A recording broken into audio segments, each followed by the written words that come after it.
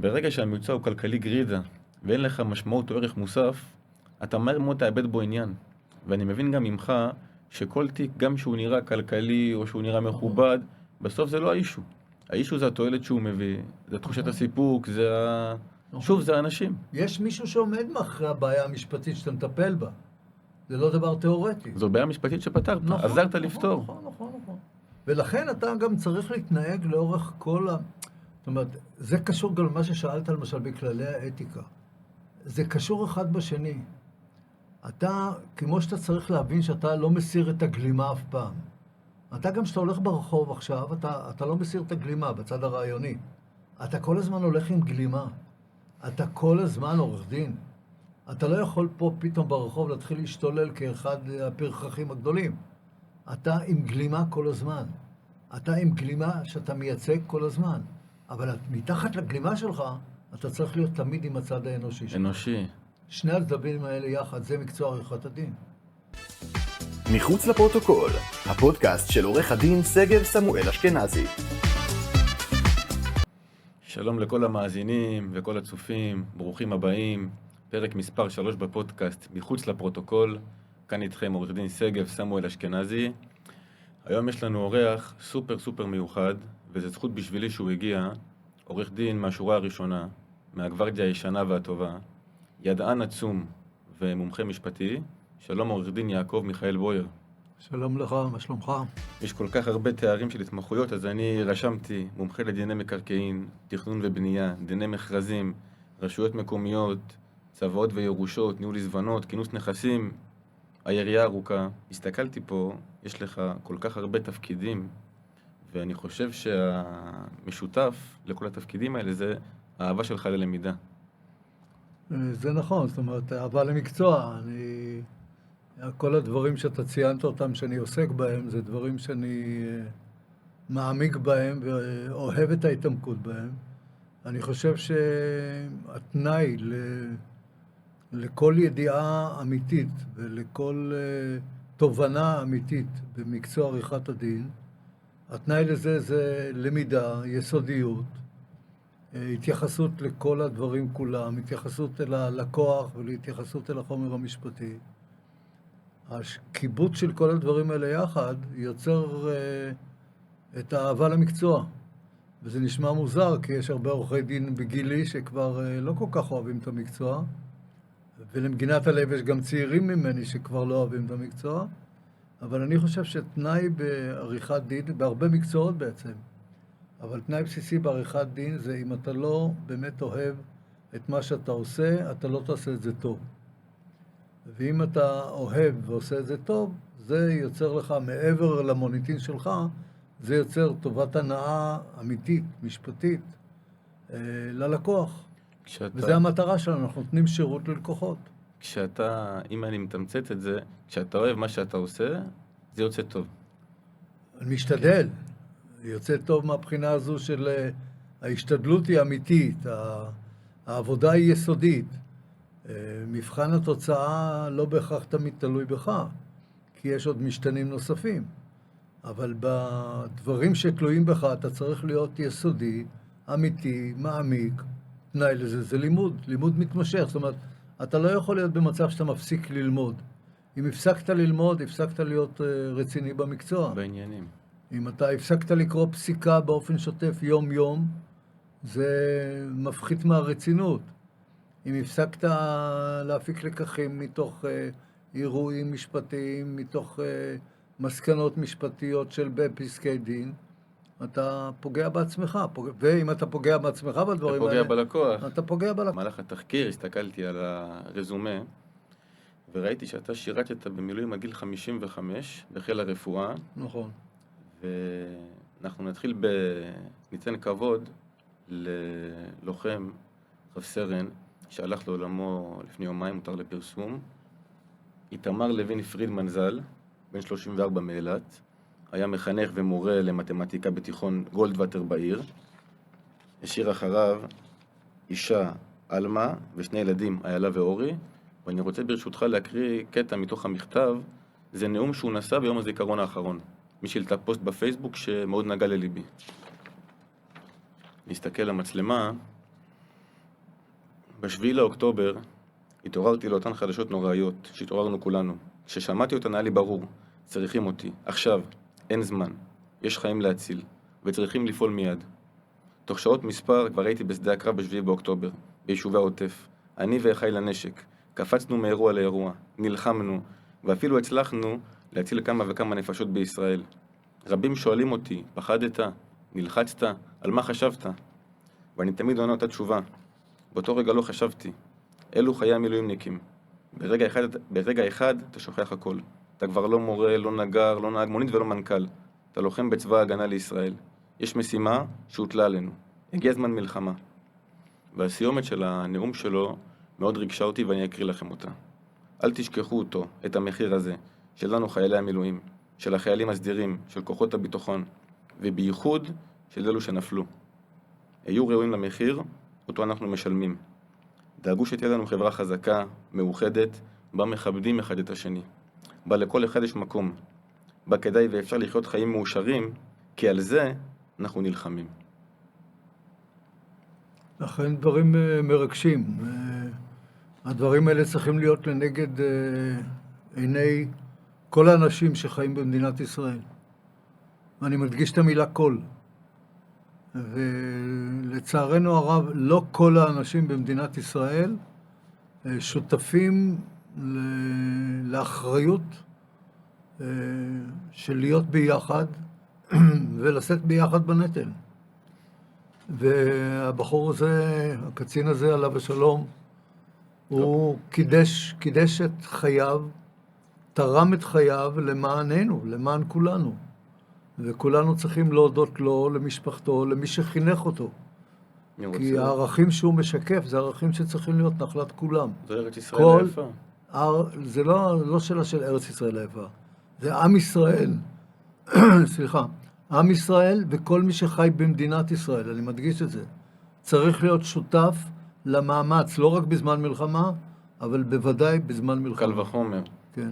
וזו גם ההזדמנות לדבר על החטופים, 101 החטופים שעדיין נמצאים בידי החמאס, ואנחנו צריכים יום יום לייחל לשובם, לא רק לייחל, אלא גם לפעול לשובם, ושיחזרו במהרה ובשלום עד כמה שאפשר. אמן ואמן.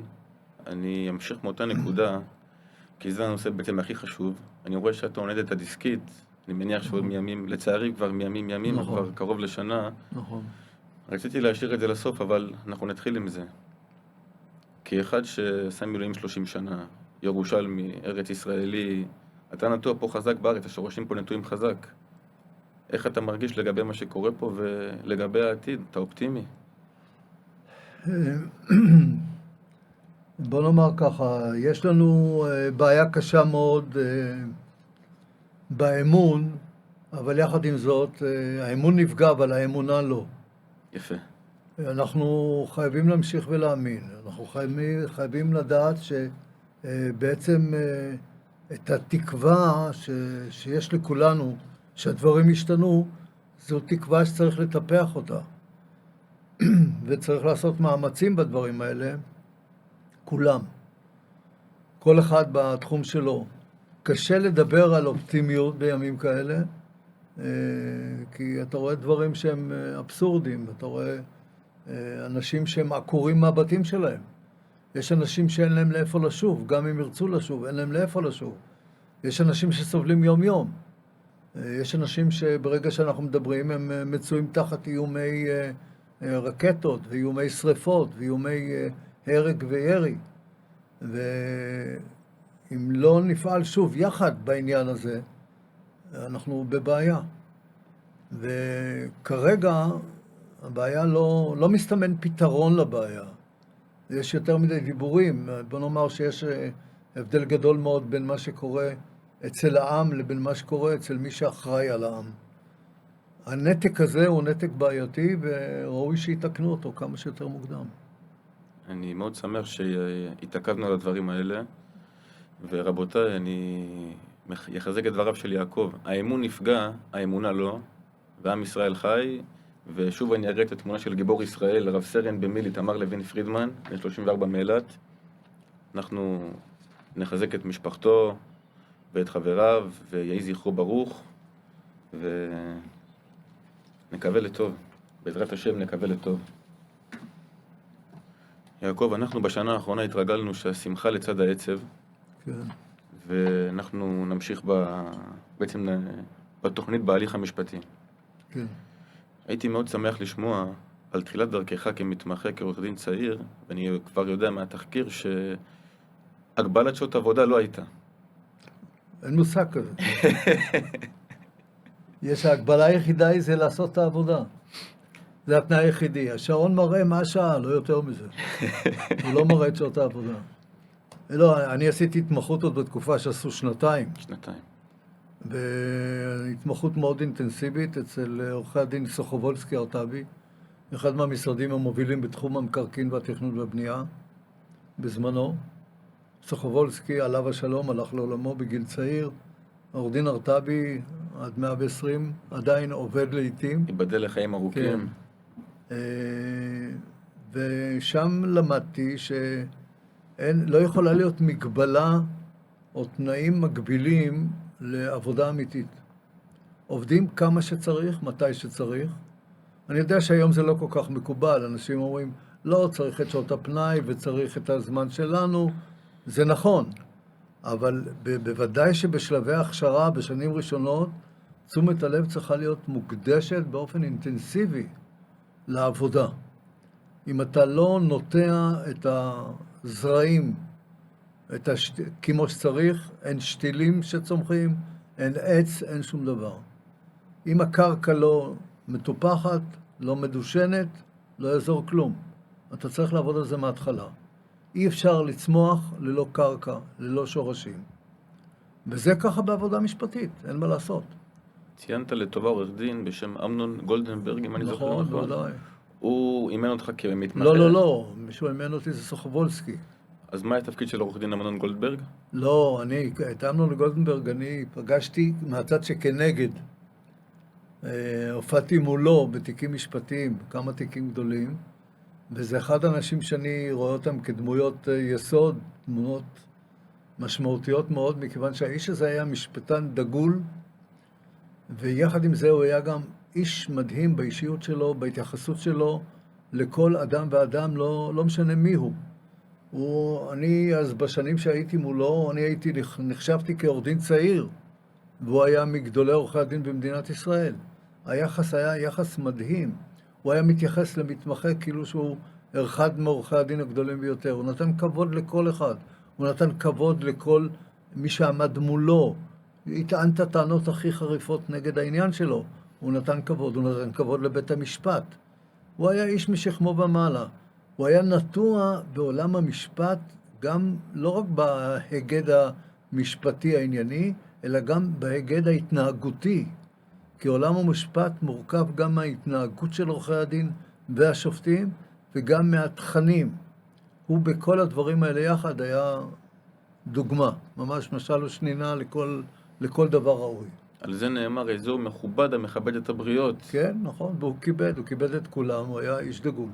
העורכי הדין שאני התאמנתי אצלם, סוחובולסקי ארטבי, גם כן היו עם שיעור קומה רציני ביותר. אבל הוא היה בסגנון אחר לגמרי, הוא היה בסגנון, בדרך אחרת יותר, דרך יותר... אולי הבאית, מחבקת גם מנומסת יותר, איך נאמר, בתרבות מערבית אירופאית, שהייתה מקובלת במשפט הבריטי בארץ, בדברים האלה. הוא המשיך עם זה בצורה שהייתה מאוד בולטת לעומת האחרים. אני רוצה לומר שאנחנו תוך כדי הפרק נעצור וניתן טיפים לצופים. הרבה מהצופים הם עורכי דין, חברים למקצוע, קולגות, סטודנטים למשפטים, מתמחים. רבותיי, יעקב מדבר על עורך דין בשם אמנון גולדנברג, וכיף לי לשמוע, ותראו, אחרי המון שנים הוא זוכר את המידות הטובות. לא דיברנו משפטית, לא דיברנו כרגע מקצועית, נטו על התנהגות. כמה זה חשוב הכבוד למקצוע. הוא דרך אגב, סליחה, עורך דין גולדנברג עליו השלום, הותיר אחריו משרד שרבים בו הולכים בדרכו.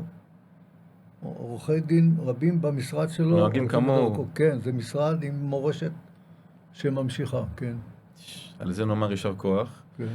ואני יודע שלך מאוד חשוב העניין המוסרי, האתי, נכון. ואתה עדיין מכהן כאב בית הדין המשמעתי. נכון. הייתי מאוד שמח לשמוע עד כמה חשובה האתיקה למקצוע עריכת הדין, וגם סיפורים מהשטח, מתוך הוועדות ותכנים. תראה, האתיקה זה אחד בוא נאמר, המוטיבים הדומיננטיים בהתנהגות של עורך דין ובהתנהלות משפטית ככלל. אתה חייב לאמץ כללי התנהגות שמשלבים אפשרות לטעון כל דבר בצורה מנומסת, בצורה מאופקת, בצורה יסודית, בצורה מכבדת. מכבדת את כבוד המקצוע, את כבוד החברים שלך, את כבוד בית המשפט, את כל מי שנוגע בדברים האלה. היא צריכה להיות גם מכבדת כלפי הלקוחות שלך. יש לך כללי אתיקה שמחייבים אותך לפעול בנאמנות עבור הלקוחות. אתה כעורך דין שליח. אתה צריך לזכור את זה. אתה לא רק שליח של מביא דבר ממקום למקום, או אומר בשם השולח את הדברים שלו, אתה גם שליח שחב חובת נאמנות לשולח. זאת אומרת, הנאמנות פה היא מעבר לשליחות הרגילה. השליחות בצירוף הנאמנות יוצרים מרקם שמחייב אותך להתנהג באופן כזה ששומר על האינטרסים של הלקוח שלך, אבל מתנהג בשמירה על זה, מתנהג בדרך מנומסת, בדרך ראויה, הגונה. בדרך הגונה, על פי הכללים, על פי הוראות החוק וכיוצא בזה. אני למגינת הלב נתקל הרבה פעמים בתפקידי, הייתי שנים ארוכות גם אב בית דין משמעתי בבית הדין המחוזי של מחוז תל אביב, היום אני בבית הדין הארצי. אתה נתקל בהתנהגויות שראוי היה שלא תבואנה לעולם. במעילה בכספים, אתה נתקל באי ביצוע מטלות שאתה מקבל על עצמך וקיבלת שכר עבור הדברים האלה. אתה נתקל יותר ויותר בהתבטאויות לא ראויות. וצריך לזכור את הדברים האלה. השופט אליקים רובינשטיין השתמש באחד מפסקי הדין שנתן בנושא האתיקה, הוא המשיל את המילה, הוא הביא את זה מתוך הכתובים במקורות שלנו, מקורות היהודים, שהמילה משולה לחץ. כשאתה שולח חץ, אתה לא יכול להחזיר אותו. החץ נורא. שירית אותו, אי אפשר להחזיר אותו. חרב, אתה יכול להחזיר לנדן. אתה יכול לאיים בחרב ולהחזיר אותה לנדן חזרה. בחץ ששלחת אותו, נגמר הסיפור. החץ יגיע. ומילה היא חץ. והמילה היא חץ. ואתה צריך לזכור את הדברים האלה. אתה צריך להתבטא כמו שצריך. אתה צריך לומר... צריך להבין, אנחנו נמצאים... בעצם בית המשפט, והמשפט זה זירת התגוששות משפטית. אבל זירת ההתגוששות המשפטית היא צריכה להיות עם כללים מסוימים. כי אחרת אתה לא מכבד את המשפט, אתה לא מכבד את בית המשפט, אתה לא מכבד את הצד שכנגד. וזה מין תגובת שרשרת שהולכת לאורך כל הדרך. צריך לזכור, לא כל מאבק הוא מלחמה. יש מאבק משפטי, אבל זה לא מלחמת חורמה. ולצערנו הרב, הרבה פעמים עורכי הדין רואים בזה מלחמת חורמה, או שהם מזדהים יותר מדי עם הלקוח, וזה דבר שהוא אסור. צריך לשמור על הדברים האלה. או שהם חושבים שבדרך הזו הם ינצחו, הם רוצים להרשים. אין בארץ מושבעים, אי אפשר להרשים מושבעים. אתה צריך לפעול בדרך מסוימת ולנהוג בה. וכללי האתיקה, זה השורש שלהם, זו המהות שלהם. אני רוצה לעצור ולומר לחבריי ששומעים אותנו, יעקב אמר בין הדברים משפט ענק, הוא אמר זה מאבק, זה לא מלחמה. אני הרבה נמצא בערכאות יעקב, ואני רואה לצערי לא מעט את המאבקים שדיברת עליהם, כשהם לא נעימים, כשהם מלווים בצעקות. זה לא זה, לא לזה כיוון המשורר. נכון. לעומת זאת, אתה לפעמים מגיע למקומות שאתה רואה מאבק שהוא, איך אומרים, קלאסה של הקלאסה, דיון משפטי ער, כל צד מדבר בלי שיקטעו אותו, מסיים את דבריו, וזה עדיף, יותר יעיל, יותר מכובד, יותר נעים. ואני זוכר שאמרת לי שיש שני סוגי עורכי דין שאתה מתנהל מולם. כאלה שאתה אומר, אוקיי, איתו זה ענייני גרידה, וכאלה שאתה אומר, רגע, איתו אולי גם נשתה קפה בקפיטריה אחרי הדיון. מה בעצם ההבדל העיקרי בין שני הסוגים? אני חושב שאתה צריך לשמור את זה. אנחנו, מה שנקרא חברים, קולגות בלשכה. למקצוע. חברי לשכת עורכי הדין. החברות הזאת היא הרבה יותר מאמירה סתם של חבר. זה לא חבר במושג שיש לך חבר שאתה שותה איתו קפה כל יום. אבל אתה יכול לעמוד מול קולגה שלך, מול עורך דין מהצד השני, לטעון נגדו את הטענות החריפות ביותר בעולם, ואתה לא צריך להפוך את זה ליריבות אישית איתו. אם זה הופך ליריבות אישית עם עורך הדין, הייצוג שלך כושל. אתה לא יכול לשקול את הדברים, כי הפכת להיות יריב אישי בתוך המערכת הזו. אתה צריך לייצג, אתה צריך להרגיע את הלקוח שלך. אתה צריך לא לחמם אותו, אתה צריך להרגיע את הלקוח שלך הרבה פעמים. המאבק הרבה פעמים הוא דווקא עם הלקוח שלך, לא עם הצד שכנגד. כי הלקוח בא נסער ורוצה מלחמות ורוצה להראות את גבורתו וכו'. אתה צריך להיות מאופק, אתה צריך להיות... אנחנו נגל על האינטרסים, אנחנו נעשה את הכל, אנחנו נקשה על הצד השני מה שאפשר, בדרך הלגיטימית ביותר. אנחנו לא נוותר בחקירות, לא נוותר בטיעונים, לא נוותר בשום דבר, אבל בדרך מנומסת. ולכן יש לי הרבה קולגות שהייתי נגדם, במרכאות, הם עמדו בצד השני, ושהפכנו להיות לידידים. וזה לא פוגע בייצוג, מכיוון שאנחנו שותים קפה, ואנחנו מדברים, ואנחנו חברים, לא קשור. אז נלחמנו, איש ברעהו. אז מה קרה? אני חושב שכשאתה נכנס יותר מדי too much לסיפור האישי, אתה לא קר בניתוח הנתונים, בחומר הראייתי, נכון. ואתה נכנס למערבולת, מערבולת רגשית. מה הנקודה כאן? שאתה הרבה פעמים שם לב לאגו שלך, יפה. ולא לאינטרס של הלקוח, וזו טעות קשה מאוד. צריך להיזהר מזה. השליטה האמיתית שמאפשרת לך להיות טוב במקצוע שלך, זה השליטה העצמית. אם אתה שולט בעצמך, אם אתה מבין מה התפקיד שלך, מה אתה צריך לעשות, ואתה שולט בעצמך, ולא נסחף לתוך המערבולת של המאבק שיש עם הצד השני. וזה לפעמים קשה. כי הצד השני מרגיז אותך, הוא מדבר לא יפה, הוא מתנהג לא כראוי, הוא מתבטא לא כראוי, וכיוצא בזה. אפשר להגיב גם להתבטאות לא ראויה, בצורה מאופקת. בדרך ראויה, וחריפה אפילו, אבל ראויה. אומרים במקורות, איזהו גיבור המושל ברוחו, נראה לי שלמה המלך אמר את זה, שולט ברוחו. ביצרו, כן. אז השאלה הבאה, יעקב, כן. מהי חקירה נגדית? מה החשיבות שלה? ואם יש לך עבורנו כמה טיפים או תיאור איך אתה מתכונן לחקירה נגדית, מה אתה עושה לפני?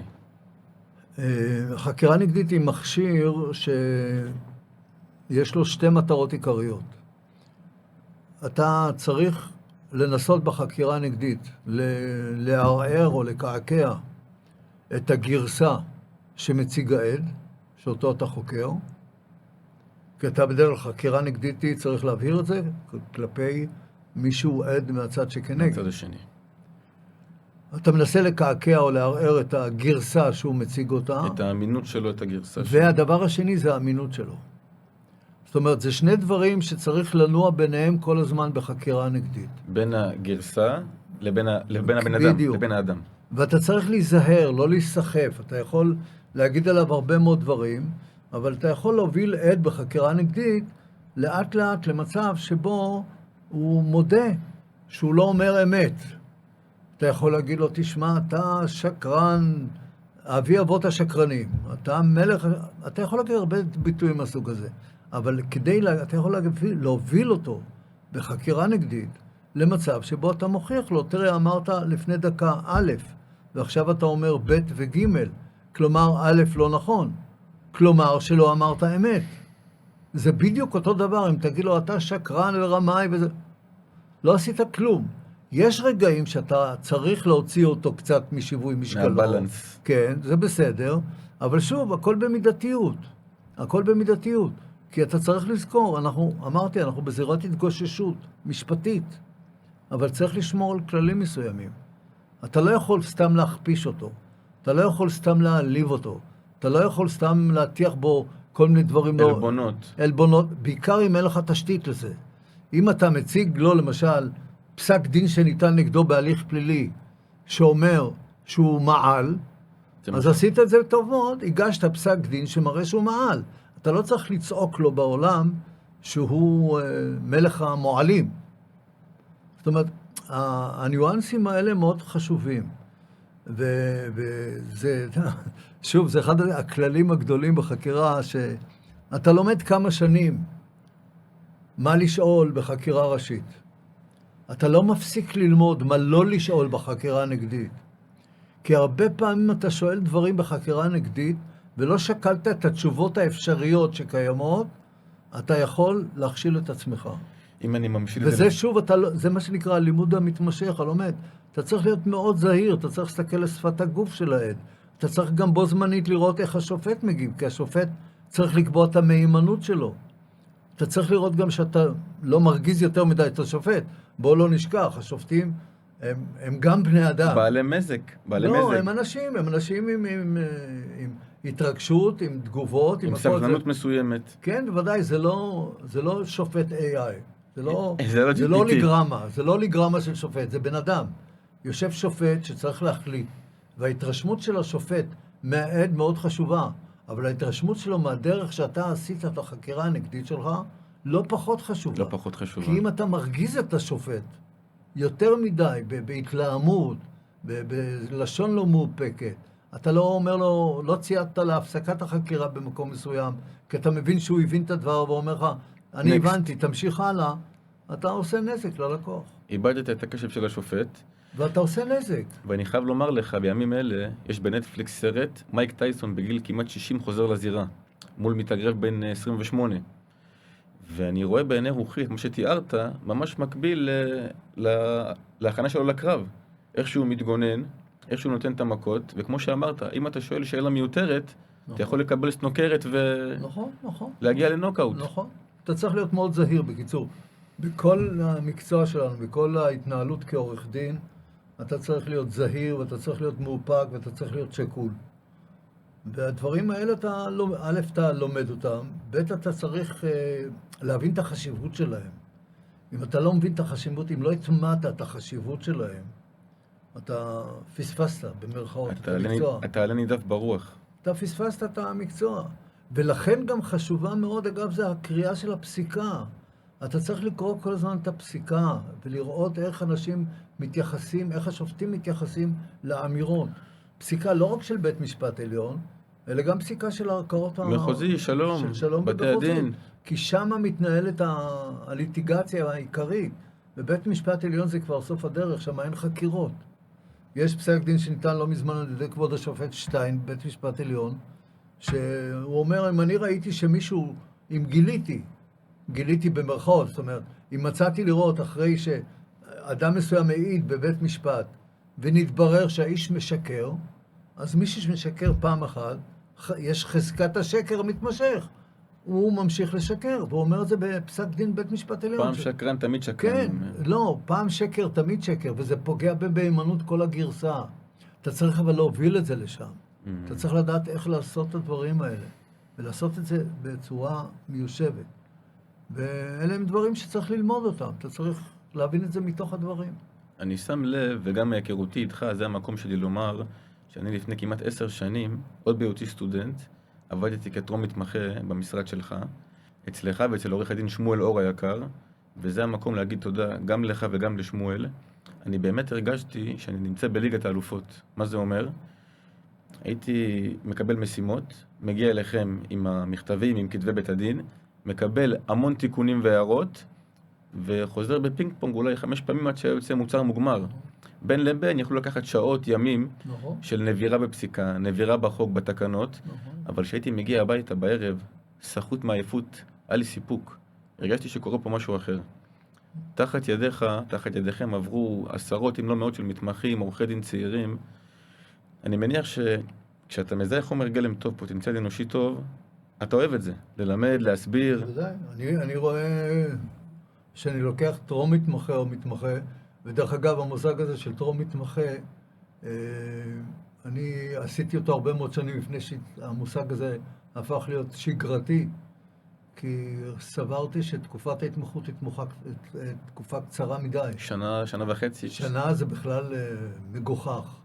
1.5 שנה זה קצת יותר טוב, 2 הרבה יותר אמיתיות, ולכן לקחנו, וגם היום אנחנו מעסיקים טרום מתמחים, כדי שהם ילמדו באמת, ושיגיעו לתקופת ההתמחות ובסופה, עם איזה ערכים אמיתיים מתוך הדברים האלה. אני רואה בתפקיד כמאמן, כמי שצריך ללמד. זאת אומרת, אני לא מבקש מהמתמחים שלי לעשות עבודות שירות, מה שנקרא. הם באמת צריכים ללמוד, וצריכים לקרוא פסקי דין. ואני מלמד להם את הדרך, איך עושים את הדברים האלה. אני מבהיר להם שקודם כל אתה צריך לדעת את כל העובדות על בוריין. אחרי שאתה יודע את כל העובדות על בוריין, ואתה עושה לך את התרחישים האפשריים הנובעים מאותם עובדות.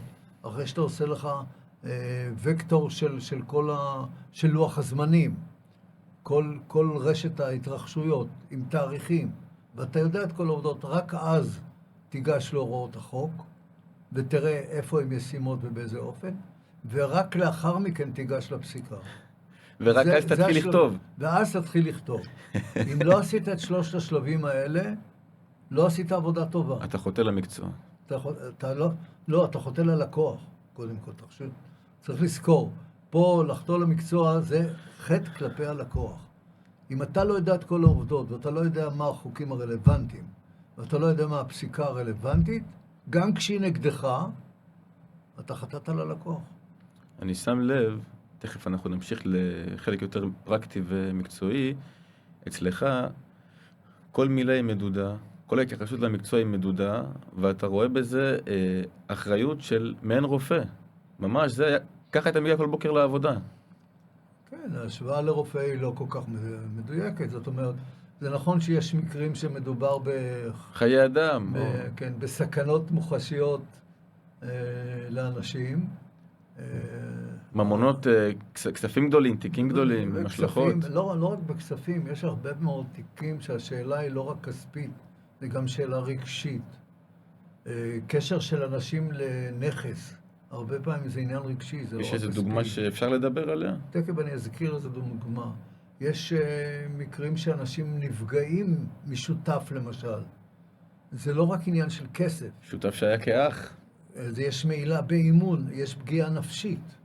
אבל אנחנו צריכים רגישות לא פחות כלפי האדם, כי צריך לזכור, אתה מייצג אדם. גם כשזה חברה, זה לא משנה כרגע. יש לה בעלי מניות, יש לה מנהלים. זה לא דברים, שוב, זה לא הולוגרמות, זה לא דברים וירטואליים. זה אנשים בשר ודם. זה דברים אנושיים, אני לא יודע, זה גם לא, החברה היא לא בשר ודם, אבל זה אנושי, כי מאחורי החברה יש מנהלים, ויש בעלי מניות, ויש עובדים, ויש וכו' וכו' וכו'. מאחורי רשות מקומית, יש אינטרס ציבורי. אתה לא מייצג משהו אמורפי שקוראים לו רשות מקומית. אתה מייצג אינטרס כספי של רשות מקומית, שהכספים שלה הם כספים שהולכים לטובת הציבור. כספי ציבור. זאת אומרת, תמיד ניצבים. יש ראש רשות שרוצה לשרת את האנשים שלו, יש יועץ משפטי לרשות, יש גזבר לרשות, מהנדס לרשות. תמיד יש אנשים. ואתה תמיד צריך לשקול את ההיבט האנושי. אתה צריך להתבונן על ההיבט האנושי במסגרת הזו. הרבה פעמים אתה צריך, אחרי שאתה מתבונן בלקוח, וזה לא משנה כרגע מי הלקוח, לעשות את השיקול של תועלת מול עלות. האם שווה הדבר הזה? או מה יהיו התוצאות אם תעשה כך וכך? האם זה יגרום לעוד מאבקים, לעוד מחלוקות, או שזה יישר מחלוקות? האם לנסות פשרה שהיא קצת כואבת, ותיישר הדורים או לא. זאת אומרת, יש כל מיני ניואנסים שאם אתה לא רגיש להם כעורך דין, שוב, אתה לא נותן שירות כמו שצריך. יש המון צמתים. רצית איזו דוגמה למשל. כן. הייתה איזו אישה מבוגרת, שישבה באיזה דירת מגורים, היא ובעלה, דירת מגורים ישנה, צמודת קרקע, עם שטח קרקע לידה, והיה לה מאוד חשוב במרחב הזה של לידה. לימים מישהו קנה לידה את הבית נוסף, והואיל וזה היה השטח שהיה בחכירה מינהל מקרקעי ישראל, זה הדברים לא היו מוסדרים עד הסוף ברישומים, והוא פלש לתוך השטח שלה ומנע, ועשה לעצמו דרך מעבר, דרך השטח שלה.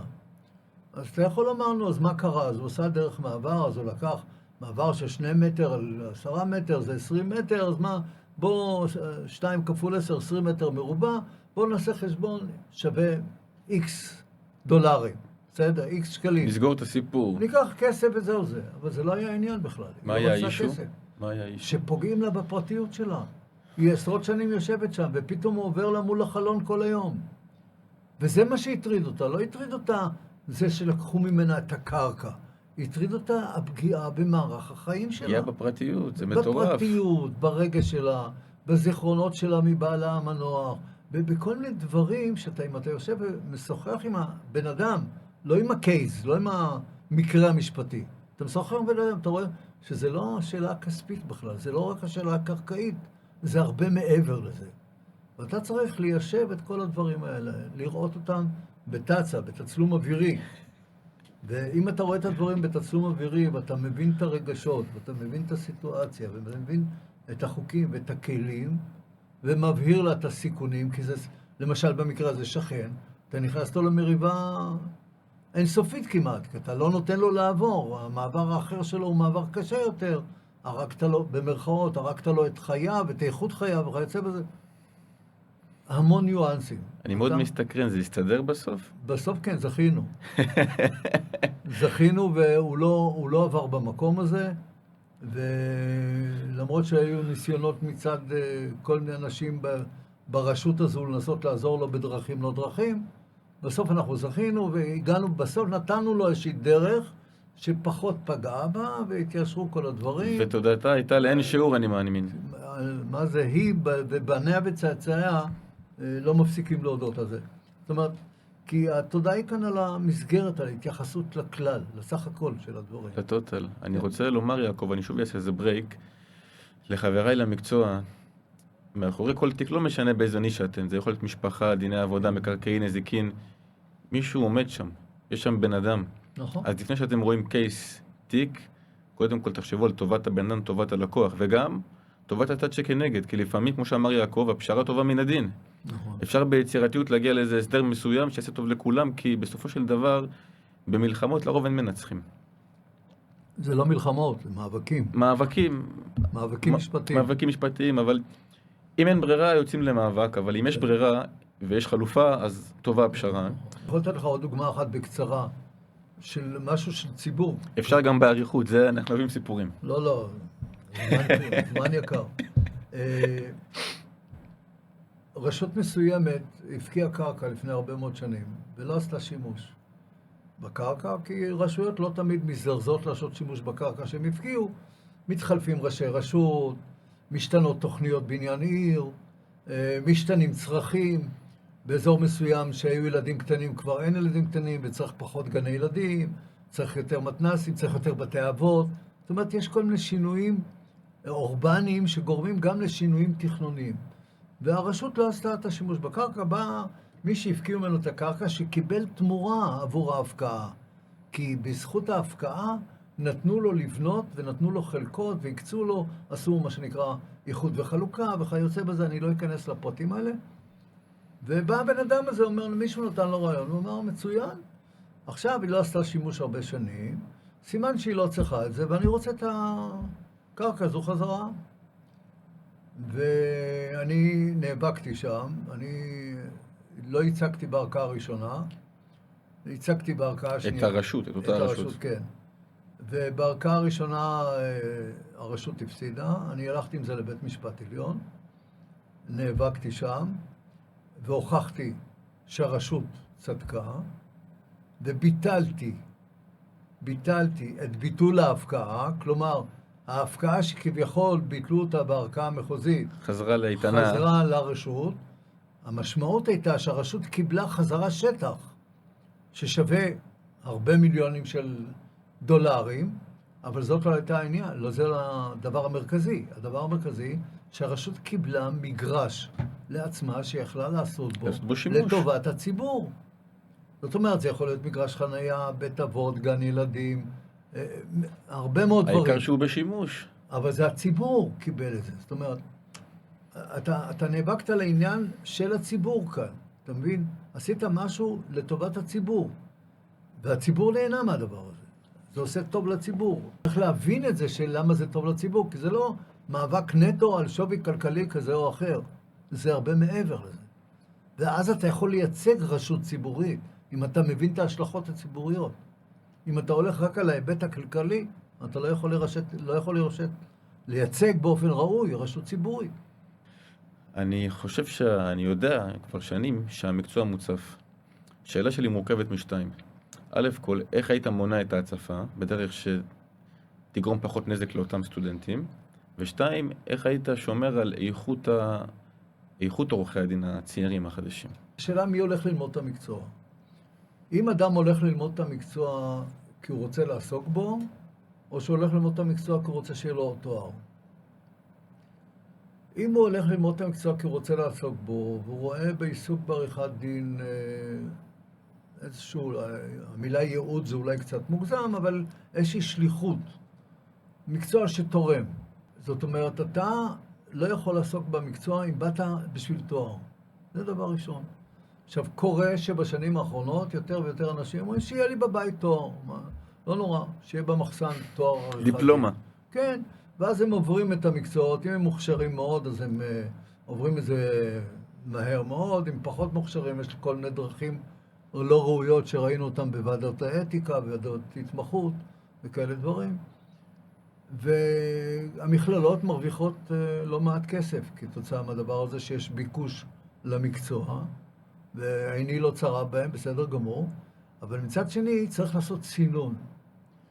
וצריך לראיין את האנשים שבאים ללמוד. זה לא מספיק שהוא בא והציג תעודות וראו שהוא קיבל ציונים נהדרים בכל מקום. אני חושב שאני למדתי בבר אילן. זה היה לפני הרבה שנים. 1978 סיימת למיטב כבר קיבלתי זיכרוני. רישיון. הדיקן היה פרופסור אהרון הנקר, איש יקר, שדרך אגב הוא מומחה בדין הפלילי וגם באתיקה מקצועית. וראיינו אנשים. במחזור שלנו היינו סך הכל 30 ו-35 איש בכיתה. מחזור ג' באוניברסיטת בר אילן, הפקולטה למשפטים. וראיינו את האנשים. מה שאלו? מה אתה זוכר ששאלו? שאלות אישיות, לראות מי האישיות, מי האדם. לעמוד על טיבו של האדם. כן, לראות מי האדם. הציונים לא משקפים. בא בן אדם שהוא בתקופת, אני, דוגמה למשל, בתקופת בחינות הבגרות, עניין אותי בני עקיבא הרבה יותר מאשר הלימודים. הפעילות החברתית בבני עקיבא, זה היה בראש מעייניי, לא ציונים במתמטיקה. ממש, אני ראיתי את זה, אני למדתי משפטים, כבר הייתי הרבה יותר מבוגר. מה הקשר? מה שאני עשיתי בתעודת הבגרות לבין אחרי שעשיתי צבא ואחרי שכבר עברתי מקצוע אחר. לא הקשר. תראה מי אדם. אם היו ממיינים את האנשים, ואומרים, זה אדם שיכול להיות עורך דין, אדם שלא יכול להיות עורך דין. אז יכול להיות שהיו טוענים נגדי, תשמע, חופש העיסוק, ומה פתאום עושים כן. סינון, ואיזה זכות וכיוצא בזה. אני חושב שצריך לעשות רעיונות לאנשים. אם היו מראיינים את האנשים, היו יודעים איך להתייחס אליהם, ויותר מזה. צריך לעשות איזשהו מבחני ביניים בתקופת הלימודים. במהלך התואר. מהלך התואר. זה יכול להיות אחרי שנה, אחרי שנתיים, ועם כל הכבוד, לא מעניין אותי שהאיש שילם 80,000 שקל או 50,000 שקל עד אותו מועד. אם הוא לא עבר, הוא לא עבר, נקודה. ואז הוא צריך להגיע בשל יותר לתקופת ההתמחות. ולמבחני הלשכה. מבחני הלשכה זה תוצר של תקופת ההתמחות והלימודים. אבל לפני שהוא בא להתמחות, הוא צריך לעבור איזשהו סינון. וכשהוא בא להתמחות, צריך לעשות שני סינונים. אחד, לא כל אחד יכול להיות מאמן. לא כל אחד. למרות שלפי חוק לכאורה, כל מי ש... אחרי 5 שנים? 5 שנים יכול להיות מאמן. ב', לא כל אחד יכול להגיע להתמחות. יש אנשים שלא ראויים, שלא בשלים לחשוב, ללמוד, להשקיע. הם לא בנויים למטריה הזו, זה קורה. יש אישיות, לא כל אחד בנוי למאבקים משפטיים, לא כל אחד בנוי לכתיבת חוזים ולהבין את הרעיון שעומד מאחורי עסקאות, או את הרעיון שעומד מאחורי כינוס נכסים של פירוק שיתוף, שאני עושה את זה לא מעט. פירוק שיתוף, אנשים שותפים במגרש, מסוכסכים ביניהם או שלא, רוצים לפרק את השיתוף, ומתחיל הסאגה, מי מגיע כמה, אם יש חלוקה או אין חלוקה, מה היה בהתחלה, כל מיני דברים, מי ישב פה ומי ישב שם, מהם הגבולות שבין האחרים וכיוצא בזה. יש הרבה מאוד סוגיות משפטיות. לא כל אחד בנוי לעסוק בזה. לא כל אחד בנוי לחשוב ולשקול את האינטרסים של צד אחד מול צד שני. לא כל אחד. צריך לעשות צינון. ואז הבן אדם יגיע להתמחות. ואחרי שהוא עבר את בחינות הלשכה, לדעתי עשו טעות שהורידו את הבחינות בעל פה. אני חושב שזה טעות. אתה היית באדם. אני בחנתי בבחינות בעל פה עד תום הבחינות בעל פה, הרבה מאוד שנים. כי אתה רואה מי האדם שם, ואתה רואה איך הוא עומד בפני שאלות, לא בפני דף, כי המקצוע זה לא לעמוד מול ניירות, זה לעמוד, כמו שאמרתי קודם. מול אנשים. מול בני אדם, מול נפש האדם, לא מול הדיו והנייר, שזה לא קיים. אבל לא משנה, ואז הסינון הזה יגרום לכך שיגיעו פחות אנשים, או יגיעו יותר אנשים ראויים. זה מה שאני רוצה, לא שיהיה פחות אנשים, שיגיעו יותר אנשים ראויים. ואם יגיעו יותר אנשים ראויים, ויהיו מאמנים ראויים, שלא שולחים את המתמחה בשביל כל מיני שליחויות, ולא נותנים לו לגרוס ניירות, אלא מלמדים אותו, אז אנחנו נעשה דבר טוב למקצוע. יש הרבה אנשים שאחרי 5 שנים, וגם אחרי 10 שנים, לא יודעים ללמד. אם אין מאמן טוב, לא יהיה עורך דין טוב. לא יעזור כלום. שום דבר. זה בכל תחום, גם בספורט, גם נכון. אמרנו רפואה, משפטים. נכון. למה בג'ודו צריך מאמן טוב? בג'ודו כן ובמשפטים לא. זה 2 מאבקים, נכון? למה? למה בשחמט צריך מאמן טוב?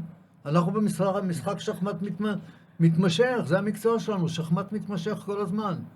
אין מאמנים. אם המאמן לא טוב, לא יעזור כלום. ואז התוצאה היא שיוצאים עורכי דין לא טובים, הם לא טובים לא בגלל שהם טיפשים, אלא בגלל שהם שטחיים, כי לא לימדו אותם להיות יסודיים. ואז לימים, חס וחלילה, אותם עורכי דין ירוצו להתמנות כשופטים. ואז גם השופטים יהיו כאלה, חס וחלילה. זאת אומרת, הרצף כאן הוא רצף שמחייב יסודיות מסטייג' 1. אבא שלי נוהג לומר, יום טוב רואים בבוקר. אז באמת צריך שמה התחלה יהיה טוב. מטרום ההתמחות, סליחה, מהקבלה ללימודים. שטוב יעשו ראשי המכללות והאוניברסיטאות, אם יאמצו את הדברים שנאמרו כאן, וגם לשכת עורכי הדין כמובן, יאמצו את הדברים שנאמרים, כי נאמרו דברי טעם. ואני רוצה לעבור לקצת טיפים מקצועיים לחבר'ה. סוגיה של קניית דירה מקבלן. כשאדם מגיע לקנות דירה מקבלן, טוב יעשה אם ייקח עורך דין גם מהצד שלו, בנוסף לעורך דין שרושם. בוודאי. והוא צריך לוודא שיהיה הצהרה בחוזה, שהקבלן בנה את הבניין כדין, וצריך את הצהרה בדבר הזכויות, ואיך הן רשומות, ומתי יירשם צו בית משותף, ומתי תירשם הבעלות. עורך דין יכול לבדוק את זה. הקונה הרגיל, הוא לא קורא את החוזה, רוב הקונים לא קוראים את החוזה. הם לא בקיאים בחוזים הארוכים האלה והסבוכים האלה. המלל המשפטי הוא כל כך ארוך, והרבה פעמים כל כך מורכב, במשפטים כל כך מורכבים, במונחים כל כך לא ברורים, שאדם מן היישוב, שהוא יהיה גאון, הוא עכשיו מועמד לפרס נובל בפיזיקה, בכימיה, ולא יודע מה. יהיה לו קשה. הוא לא, בשבילו זה סינית טהורה, הוא לא מבין כלום. אז הוא צריך מישהו שיגיד לו מה הוא קונה. אז זה לא, אין הבדל. זאת אומרת, מישהו צריך לבדוק את זה. מי שלא בודק את זה, הוא לוקח סיכון. עוד שאלה שביקשו ממני לשאול, היום כבר זו תופעה מוכרת ורווחת של תמה, פינוי-בינוי. יש המון בעלי דירות, בעיקר המבוגרים ואלה שלא בקיאים בשפה העברית שחוששים. שאלה שלי אליך, לפני שמתקשרים עם יזם, עם איזה גוף כלשהו, נגיד פינוי-בינוי, מה חשוב לעשות, לבדוק, לדעת מהניסיון שלך? זאת אומרת, בפינוי-בינוי צריך לראות מי האיש, זאת אומרת, עם מי אתה מתקשר, זה א' ב'. מי היזם? מי היזם, לראות את הרקורד שלו, את המוניטין שלו, לראות אם יש משפטים איתו, אפשר לבדוק את זה בקלות, לבקש ממנו לראות מבנים קודמים שהוא עשה בהם את ה... עם איזה בנקים עובד אני מניח, מהבנק המלווה? מהבנק המלווה, יש כל מיני נתוני יסוד שצריך לבדוק אותם, וכמובן לראות את הנתוני יסוד של מה שהוא הולך לתת, אם זה אפשרי לפי תוכנית בניין עיר. כי הוא יכול להבטיח לך ניסים ונפלאות, ואתה בסוף יגידו לך, סליחה, אנחנו בתוכנית בניין עיר, זה אסור. על זה חשוב להתעכב, זאת אומרת שיהיה מישהו מטעם הדיירים, שיגיד להם, חבר'ה, הוא הבטיח מרפסת של 20 מטר, והוא גם יקיים כי זה אפשרי, לצורך הדוגמה. הכל. לא, שאפשר בכלל לעשות את התמה הזאת שם, שבכלל ניתן להוסיף, כי זה שונה מעיר לעיר. עכשיו החוק השתנה קצת, אבל נעזוב את זה כרגע. צריך לבדוק את כל הנתונים, זה לא שייך. והבעיה העיקרית בתמה, שוב, וזה צריך לשים לב, יש פה, אני גם פניתי עם זה לשכת עורכי הדין, ואני לא קיבלתי מענה לשביעות רצוני. הרבה פעמים עורך הדין של הקבלן, של היזם, הוא גם עורך הדין של הדיירים. והדיירים לא רוצים לקחת עורך דין, כי הם אומרים, עורך הדין, הקבלן משלם את השכר טרחה של עורך הדין. הוא רק ישלם לעורך הדין שלו, הוא לא ישלם לעוד עורך הדין. נהדר, נשמע יפה. יש מישהו שמשלם עבורי את השכר טרחה. ופה מתחילה בעיית ניגוד העניינים. בעל המאה הוא בעל הדעה בדרך כלל. לא, עורך הדין, לעניות דעתי, עורך הדין נקלע לסיכון של ניגוד עניינים חמור מאוד. כי מחר בבוקר יהיה ויכוח. מאבק משפטי עם הקבלן, שהוא לא עמד במועדים, שהוא לא ביצע משהו, שהוא לא עמד בחיובים שלו. עורך הדין לא יכול לייצג את הדיירים. למה? מסיבה פשוטה מאוד. מי שהביא אותו זה הקבלן, מי ששילם. הוא קיבל שכר טרחה מהקבלן. אם קיבלת שכר טרחה מהקבלן, אתה לא יכול לייצג נגדו.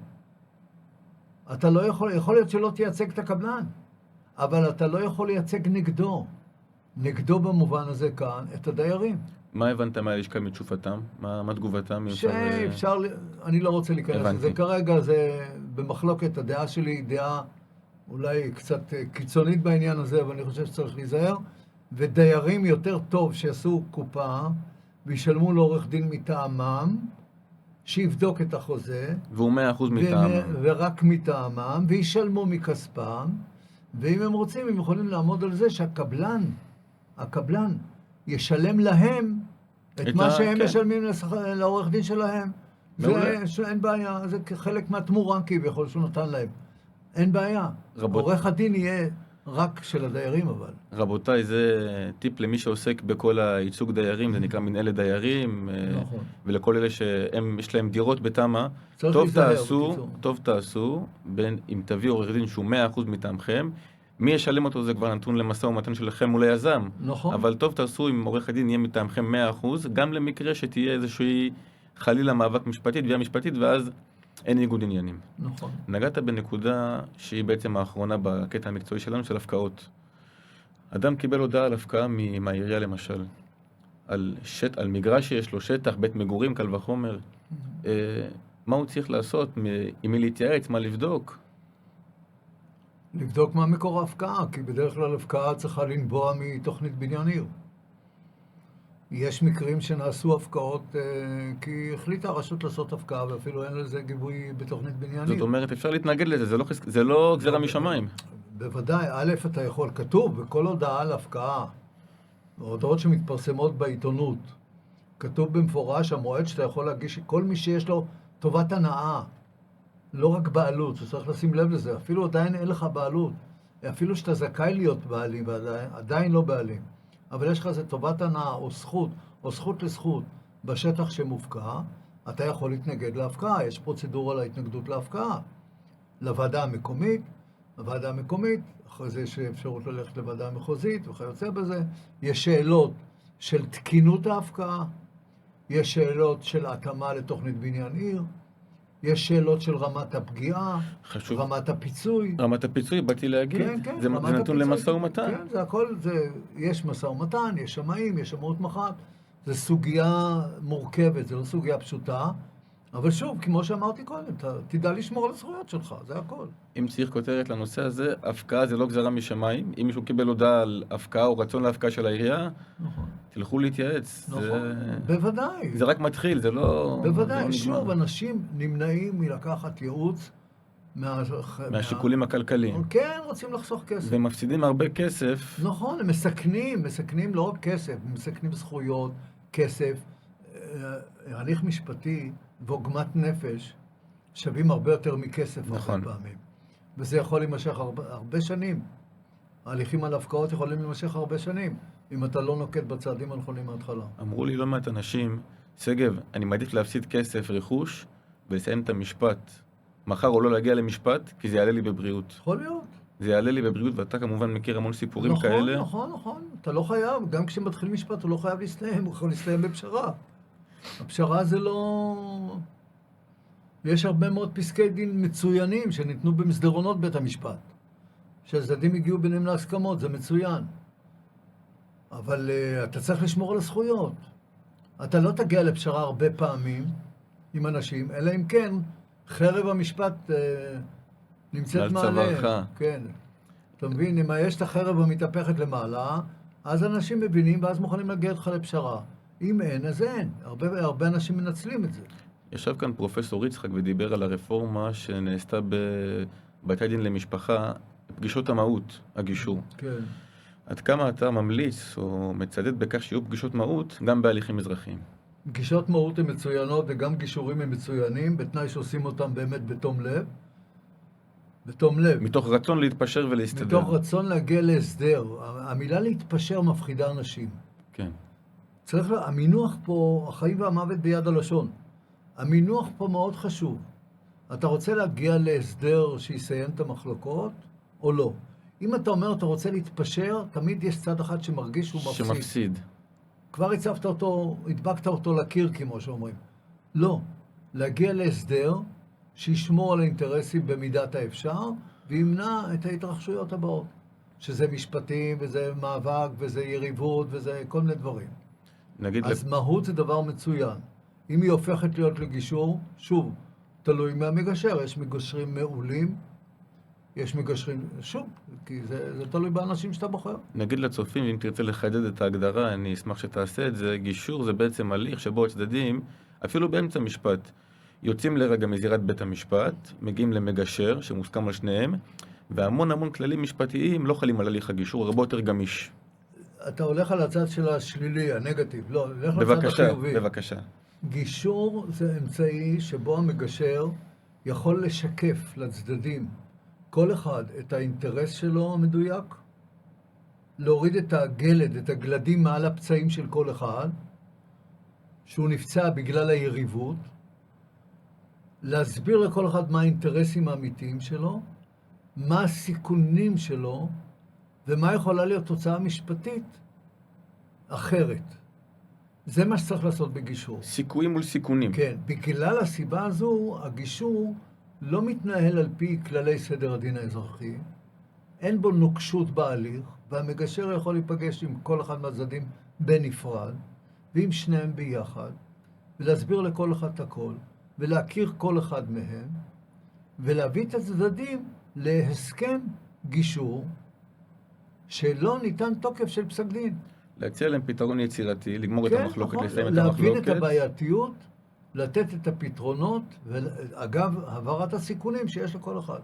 עכשיו, היו לי באופן אישי, הייתי גם כמגשר, אבל כצד שמייצג, היו לי גישורים שהיו מצוינים, והיו גישורים שהפסיקו מהר מאוד. למה?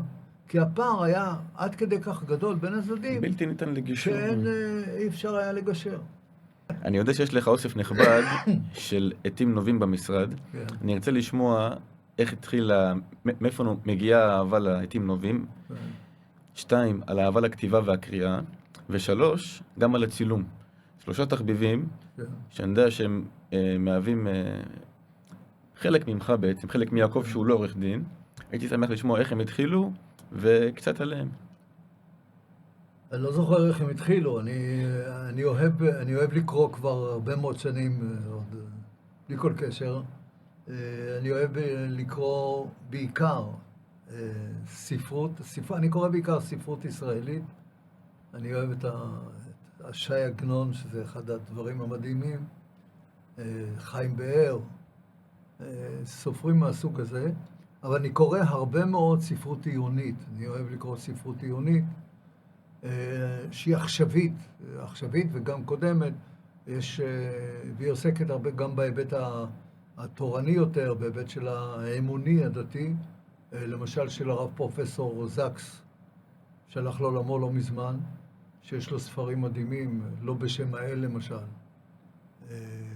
ספר שמנתח את המאבקים בעולם כביכול בשם אמונה וכיוצא בזה. ספרים עיוניים של הרב זקס מומלצים. לא בשם האל זה הספר לא שאתה... בשם האל זה ספר מפתח לדעתי שם. ספרים של גודמן, דוקטור מיכה גודמן, שמנתח את הדברים יפה מאוד.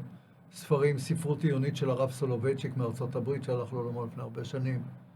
איש האמונה, 5 דרשות. דברים שעוסקים בהיבט התורני, הרעיוני, אני קורא בזה הרבה. אני אוהב את הקריאה, כי אני חושב שקריאה בכלל, אינטראקציה ישירה בין הקריאה לבין ההתפתחות השכלית של בן אדם. ככל שהכושר המילולי והקריאה מתגברים, זה מגביר את ההתפתחות הנפשית והשכלית של בן אדם. קריאה מטפחת, יש קורלציה ישירה בפסיכולוגיה, יש הרבה מחקרים שמראים שמי שקורא הרבה, מי שהמלל, הצד המילולי אצלו מתחזק גם הכישורים השכליים המוחיים. החברתיים גם בין היתר? לא בהכרח. חברתי זה סיגוליה אחרת. אני מדבר על הצד החשיבתי. קשר בין התפתחות החשיבה לבין הקריאה הוא חד משמעי. אני רוצה להתעכב. והקריאה הזו גורמת לך גם לדעת לכתוב טוב יותר. זה רציתי לשאול, כי אני יודע שאתה קורא המון פסיקה כל יום, לא רק של הנושאים שלך, מכל התחומים. נכון. אני קורא את כל הפסיקה שמשדרים לי בנדות כל יום, גם בדברים שלא קשורים לעניינים שלי. אני מעמיק בדברים שקשורים לדברים, אני גם מדפיס את פסקי הדין ומשייך אותם לתיקים. המתמחים שלי סובלים מהדבר הזה, אבל לא נורא, סובלים במרכאות. וזה קשור גם לכתיבה, הקריאה קשורה לכתיבה. ככל שאתה קורא יותר, אתה יוצר מיומנות יותר טובה לכתיבה. עכשיו, הכתיבה בעת, לטעמי, בעת נובע, אתה רואה, אני תמיד הולך עם שני עתים. העת נובע, שזה עת שאני כותב בה. זה למשל עת נובע. יפה. סיילו, יפני. אם נוכל להראות למצלמה משרון, יפה. את הציפורן, כן. יפני? זה יפני, כן, כי אני לא משתמש בתוצרת גרמנית.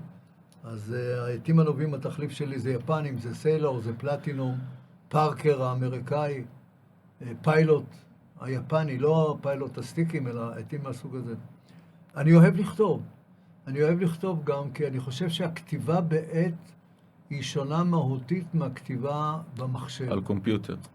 כי כשאתה כותב בעת, יש קשר בינך לבין הדף. אתה הוא זה שמחזיק את העט, אתה הוא זה שכותב על הדף. מעין יצירת, אתה יוצא יצירת אומנות. יש קשר, כי כשאתה, למשל, שאתה אוהב מישהו, אתה לא יכול רק בדיבורים, אתה רוצה לחבק אותו, לגעת בו, נכון? אתה נוגע בעת. הנגיעה בעת ובדף מדהים.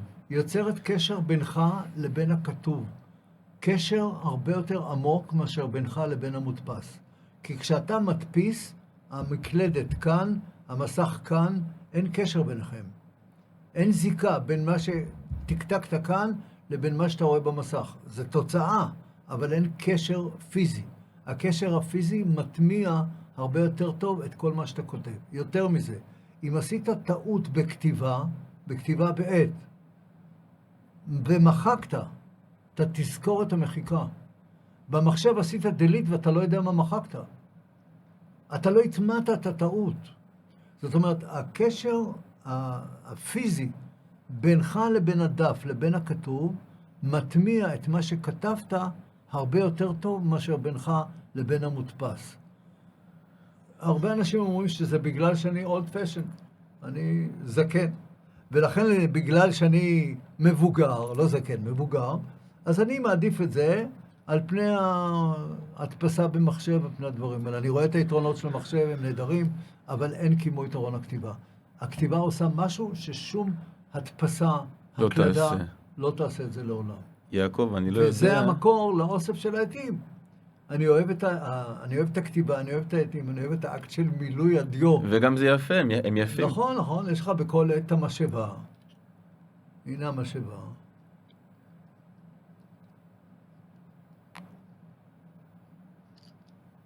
זאת המשאבה של הדיו, ואתה שואב את הדיו פנימה, ברגע זה נגמר. אם אני חוזר למשל של מתאגרפים בזירה או לוחמים, זה החרב, זה החץ וקשת. נכון, נכון. אלה כלי העבודה. כן, אלה כלי עבודה. כלי המלחמה. העט זה כלי העבודה שלנו, והקריאה. הקריאה היא כלי עבודה שלנו. מי שלא קורא פסקי דין, אין לו כלי עבודה. הוא פשוט... אני אומר יתרה מכך, וגם במסגרת התחקיר זה משהו ששמתי לתשומת ליבי, קריאת הפסיקה, קריאת החוק והתקנות, וגם קריאה של ספרות יפה אפילו, כדי להגדיל את אוצר המילים. אז טוב יעשו... זה מגדיל לך את האוצר הרוחני שלך. את האוצר הרוחני שלך, שבמסגרת האוצר הרוחני שלך, יש לך את אוצר המילים שלך, את הכושר החשיבתי שלך, את הידע, אתה אוסף גם ידע באמצעות קריאה, אתה אוסף ידע על רגשות, ידע על עובדות, ידע על התרחשויות, ידע על איך אנשים אחרים מתייחסים לכל מיני אירועים.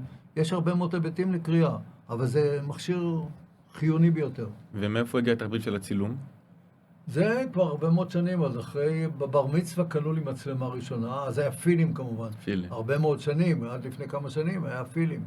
אני הייתי מצלם, ומהפילים הייתי עושה דיסקים, ומכניס את הדיסקים למחשב כדי לשמור. כל התמונות ששמורות במחשב, בתוכנה, כדי שלא... אני אוהב הרבה מאוד לצלם, אני לא אוהב לצלם אנשים שעומדים סתם ומחייכים, אלא התרחשויות. אם אתה מדבר עם מישהו, אני אצלם אותך, אני לא אצלם אותך שאתה עומד מולי. גם פה צריך שיהיה סיפור מאחורי... כן, ואני אוהב מאוד לצלם טבע ונופים. אני הרבה פעמים, חבל שלא הבאתי כאן, אני מצלם, אני רואה דמויות בתוך סלעים. זה דברים מדהימים, איך שאתה צריך דמיון בשביל זה. אתה רואה בתוך סלע דמות של בן אדם. יש לי דמות שצילמתי בג'רש, בירדן, גרש העתיקה, שנראית כאילו שפיסלו את דמותו של בן גוריון על עמוד. ממש ככה, אתה רואה את הדמות, אתה רואה את בן גוריון, אתה רואה צילומים של חיות, זה דברים מדהימים, אתה מתבונן בטבע. עכשיו אני אוהב לצלם את זה. זה עושה כיף, זה יצירה, זה חוויה בתוך הטבע. אני רוצה לומר לך שאמרת old fashion, old school. אם זה old school, אז אני קניתי. אני מאוד אוהב את הייחודיות הזאת, ויש לך מנהג שאני רוצה לאמץ אותו בעזרת השם.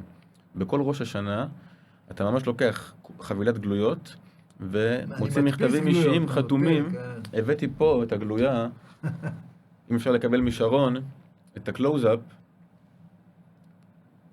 יפהפה, אתה ממש, מיטב הברכות לשנה חדשה, כתיבה וחתימה טובה, חתימה אישית, יעקב בויר, צוות המשרד, זה במקום הוואטסאפים. נכון, כי אני חושב, זה בדיוק הקשר האישי עם הבן אדם הקשר עם האישי, הכתיבה. אתה שומר עליו? כן, אדם מקבל נייר ורואה שברכו אותו בשנה טובה. הוא מרגיש, במרכאות, את השנה הטובה ביד שלו.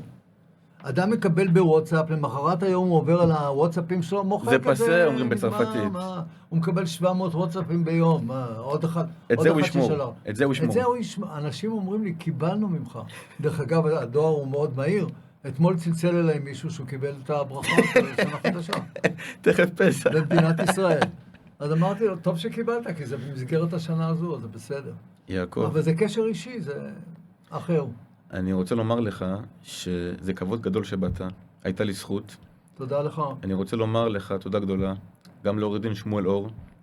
אתם עושים חיל במשרד, ואני מאמין שהפרק יצא, אנשים שבאמת יקשיבו, יטו אוזן, יבינו כמה משקל יש למקצוע. עם איזה תחושת אחריות צריך להגיע, עם איזה מטען נפשי, חברתי, ואני מאחל לך שתהיה בריא. תמשיך לעשות מה שאתה אוהב, תהנה מהעבודה, וגם לכל עם ישראל, שיהיה בשורות טובות. תודה, שיהיה לנו בשורות טובות, שהחטופים יחזרו מהר. והחיילים יהיו בריאים. ושאנשים יטמיעו שכדאי להיות יסודי ומעמיק ואנושי ומנומס. זה עוזר לכולם בכל תחום. במקצוע שלנו לכל שכן. אז זורעים בדמעה, ברינה יקצורו. תודה לך. יעקב, תודה רבה. תודה.